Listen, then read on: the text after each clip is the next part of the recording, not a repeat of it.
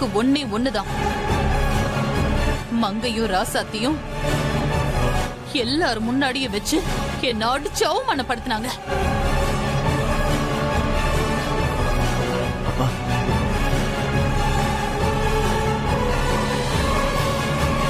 அதுக்கு பதிலுக்கு பதிலா மங்கையையும் ராசாத்தியையும்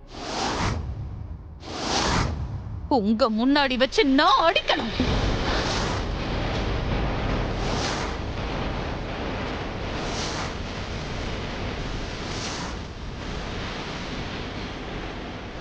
மா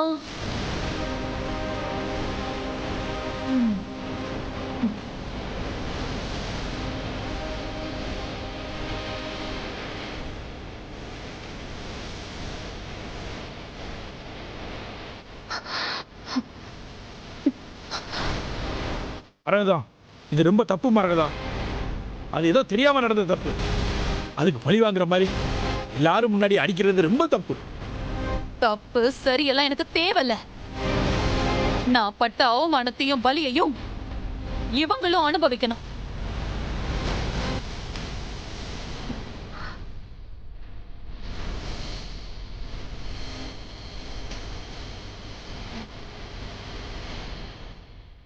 என்ன தம்பி, எதுக்கு சம்மதமானு சொல்லுங்க. நான் இங்க இருக்கேன். இல்லனா கிளம்புறேன்.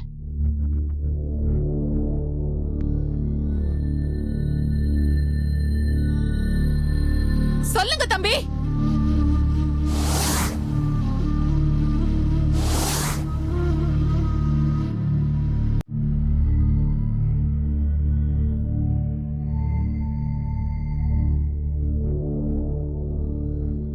சரிங்க நீ.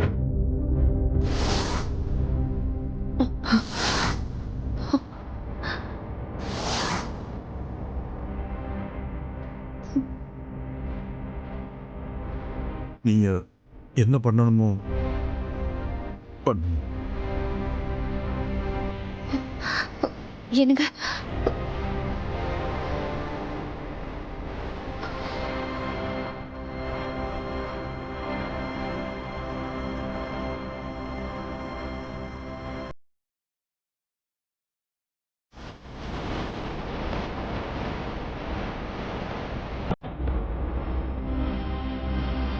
எதுவும் பேசாதவங்க. இந்த குடும்பத்துக்காக நீ பொறுத்து தான் ஆகணும்.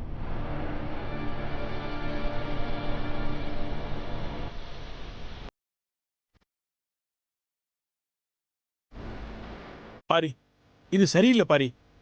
நான் இதுக்கு ஒத்துக்கிற மாட்டேன்.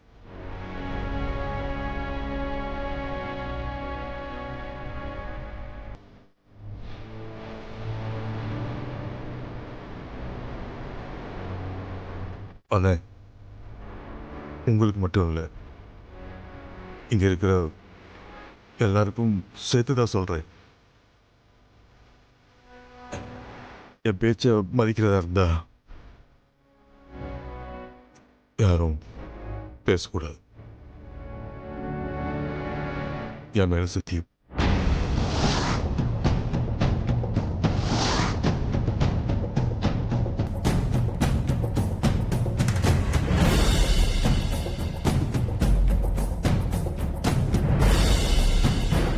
மாமா, நான் நிறைய தப்பு பண்ணிட்டேன் மாமா. என்ன அடிக்கிறது மட்டும் இல்ல, எனக்கு என்ன தண்டனை கொடுத்தாலும் சரி. ஆனா மங்கத்தை எந்த தப்பும் பண்ணல. அவங்கள விட்டுடுங்க.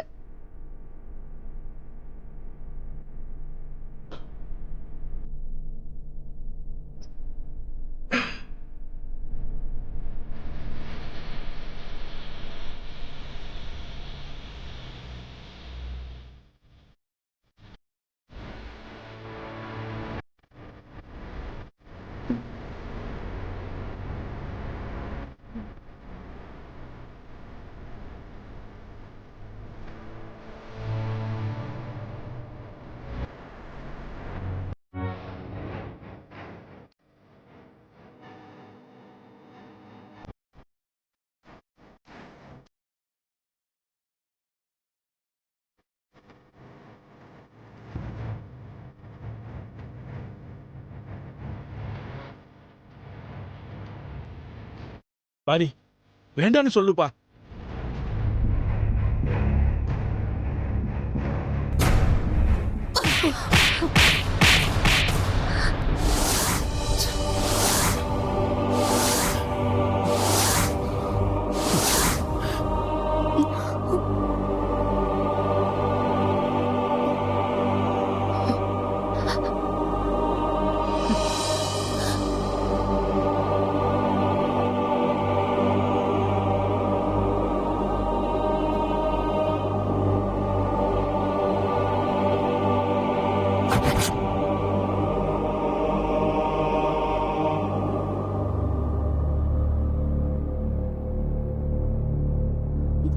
அம்மா.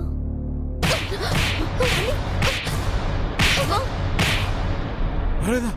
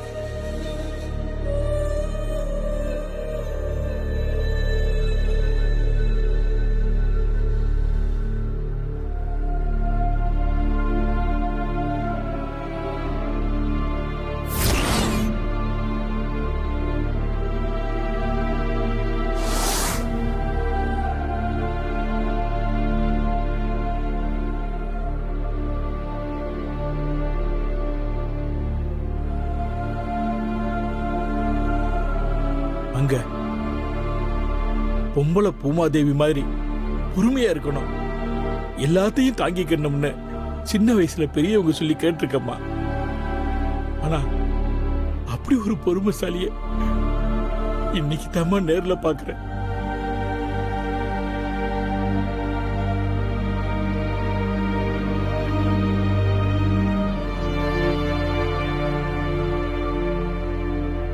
பாரி இந்த வீட்டுக்காக என்ன வேணாலும் செய்வான், அது ஊருக்கே தெரிஞ்ச விஷயம். ஆனா பாரிக்காக நீ என்ன வேணாலும் பண்ணுவேன்னு, எவ்வளவு அவமானத்தை தாங்கிக்கிறவேன்னு நான் இன்னைக்கு தான் தெரிஞ்சுக்கிட்டேன்.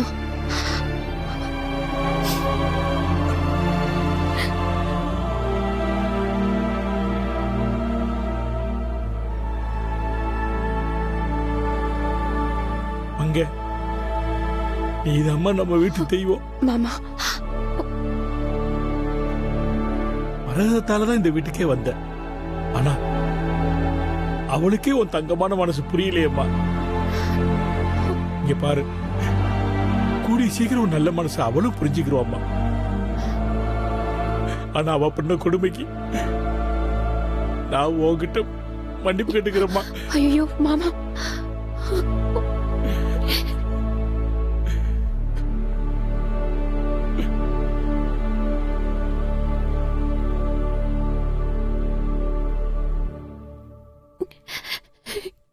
ஏன் மாமா பெரிய வார்த்தை எல்லாம் பேசுறீங்க? இல்லம்மா, நீ பண்ணதை விட இது ஒன்றும் பெரிய விஷயம் இல்லம்மா. நான் ஒண்ணுமே பண்ணலையே மாமா.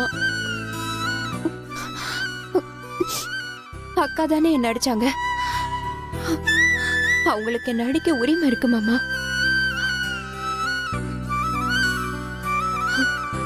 இந்த ஊர்ல இவ்வளவு பெரிய குடும்பத்துல என்ன மருமகளாக்கி அவங்களுக்கு சமமா சகல உரிமையும் எனக்கு கொடுத்து எவ்வளவு பெரிய வாழ்க்கையை கொடுத்தவங்க அவங்க. நான் அவங்கள அடிச்சதுதான் மாமா நான் பண்ண பெரிய தப்பு.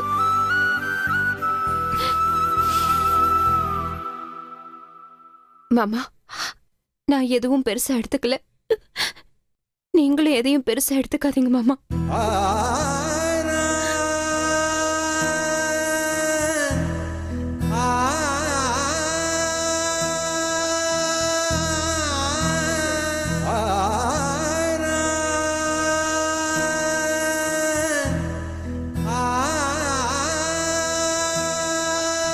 ராசத்தி, இந்த குடும்பம் பிரிஞ்சிடக்கூடாதுன்னு பாரி சொன்னதுக்காகவும் அமைதியா நின்னையே, அது எவ்வளவு பெரிய விஷயமா? ஐயோ மாமா, இல்லம்மா, நான் உங்ககிட்டயும் மன்னிப்பு கேட்டுக்கிறேம்மா. மாமா. பெரியப்பா,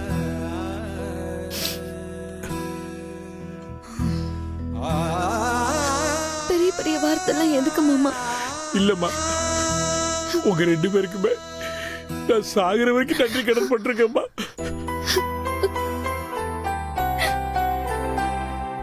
சென்டிமெண்ட் ட்ராமாலாம் ஆரம்பிச்சிட்டாங்களா?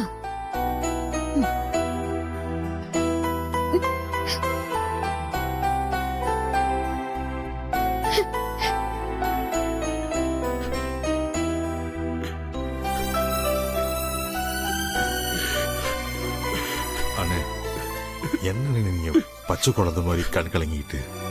நான் குழந்தைதான் பாரு, குழந்தை மாதிரி தானே இருக்கிறேன். இந்த வீட்டுல ஒன்னு நீ தானே பார்த்து பண்ணிட்டு இருக்கிற. அண்ணே விடுங்கண்ணே. இல்லப்பா, கொஞ்ச நேரத்துல நம்ம பிரிய பார்த்தமே, அப்படி ஏதாவது நடந்திருந்தா நான் உசிரே விட்டுருப்பேன் பாரு. அண்ணே, மாமா,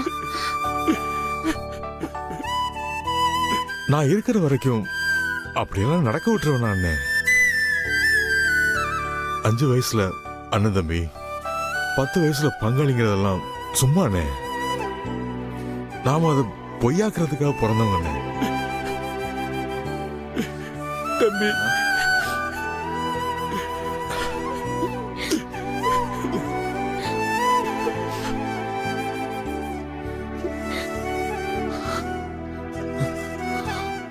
மாமா, அதே நினைச்சு வருத்தப்பட்டுட்டு இருக்காதீங்க. ஏதோ திருஷ்டி மாதிரி நம்ம குடும்பத்துல இப்படி நடந்து போச்சு. இப்ப அக்காவோட கோவம் தணிஞ்சு சரியாயிடுவாங்கல்ல. இந்த பிரச்சனை எல்லாம் இன்னையோட போகட்டும்.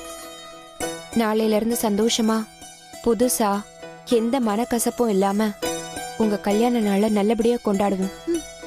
ஆமாண்ணே, நாளைக்கு கல்யாண நாளை எப்படி கொண்டாட போறோம்னு மட்டும் பாருங்க.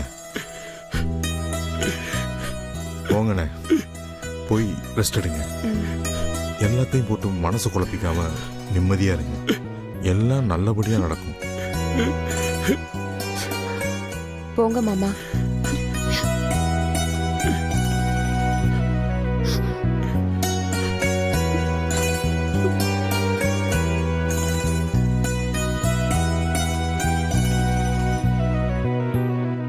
நீங்க 2 பேரும் அவமானப்பட்டதை நினைச்சிடாதீங்க.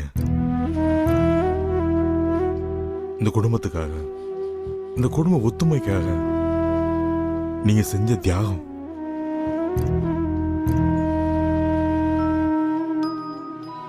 விட்டு கொடுத்தவங்க என்னைக்குமே கெட்டு போக மாட்டாங்க. இன்னைக்கு பல வீட்டில் இல்லாத ஒற்றுமை நம்ம வீட்டில் இருக்கு. இது வரைக்கும் 2 குடும்பமும் ஒன்னா இணை பிரியாம இருக்கோம்னா அதுக்கு இந்த வீட்டு பொம்பளைங்க தான் காரணம். மங்கையோட பொறுத்துக்கிற குணம் தான் இன்னைய வரைக்கும் இந்த குடும்பத்தை செதற விடாம ஒன்னு சேர்த்து வச்சிருக்கு. ராசாத்தி, அந்த விதத்துல நீயும் இந்த குடும்பத்துக்கு ஏத்த மாதிரி இருக்கிறது ரொம்ப சந்தோஷமா.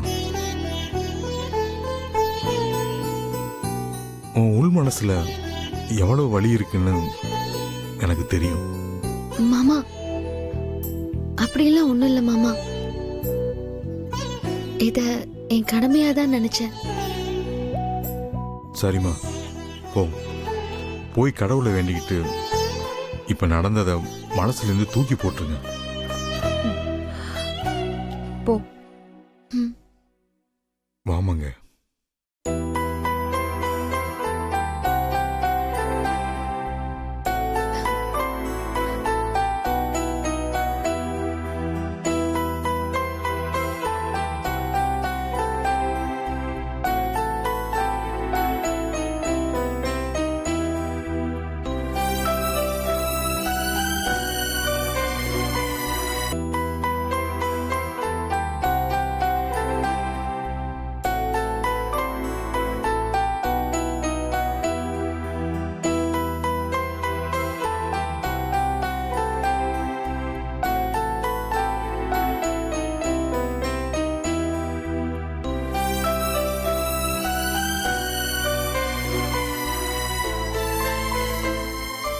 ரொம்ப வலிக்குதா?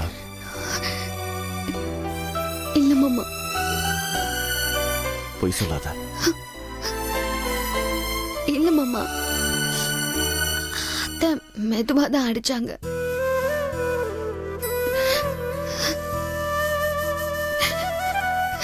வா.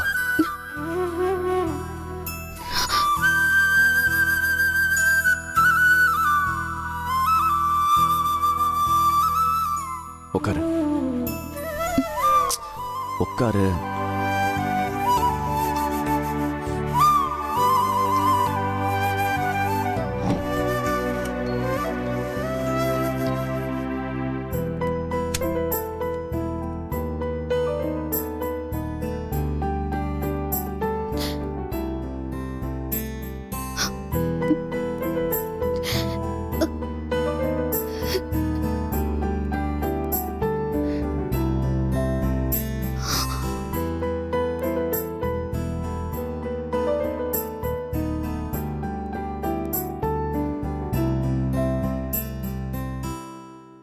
ஏன் அழுவுற?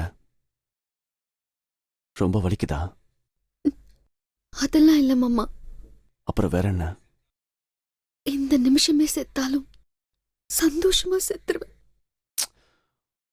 லூசு மாதிரி உளராத.